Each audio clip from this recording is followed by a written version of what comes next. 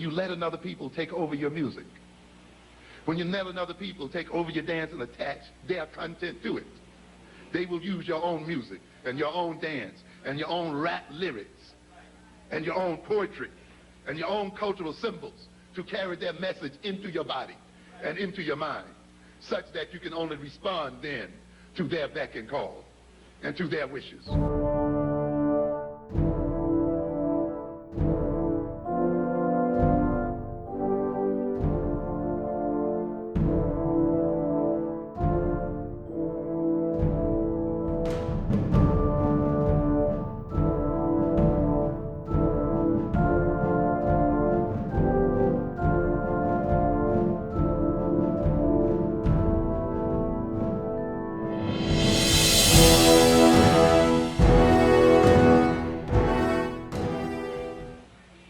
So a culture creates its own possessing spirits and enculturates and inculcates those spirits into the bodies of its members, so that those members, in defending their own egos, in defending their own interests, in defending what they perceive as their own needs, in satisfying their own taste, in satisfying their own values, satisfy the needs of the culture, enrich the culture, empower the culture, defend the culture, advance the interests of the culture.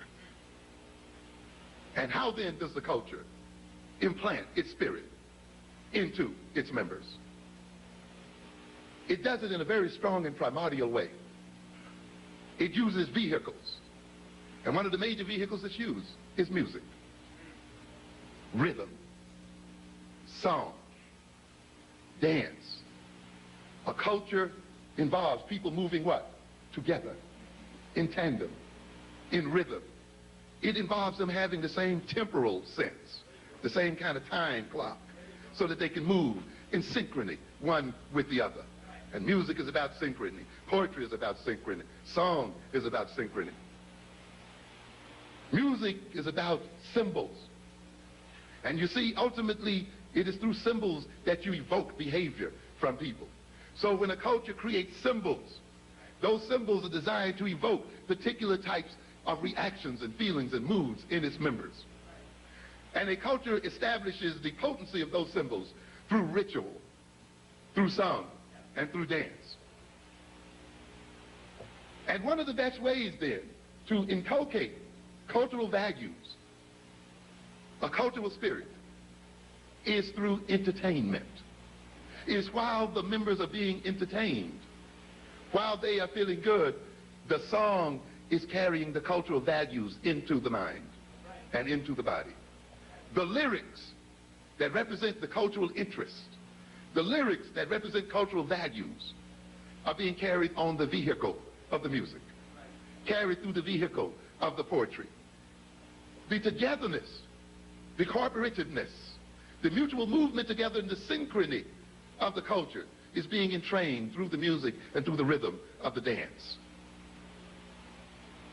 Therefore, you see, when you let another people take over your music, when you let another people take over your dance and attach their content to it, they will use your own music and your own dance and your own rap lyrics and your own poetry and your own cultural symbols to carry their message into your body and into your mind, such that you can only respond then to their beck and call and to their wishes. And you see then, yes, you see then that they get you to buy those sneakers and they get you to buy all of those things by what? Associating them with your what?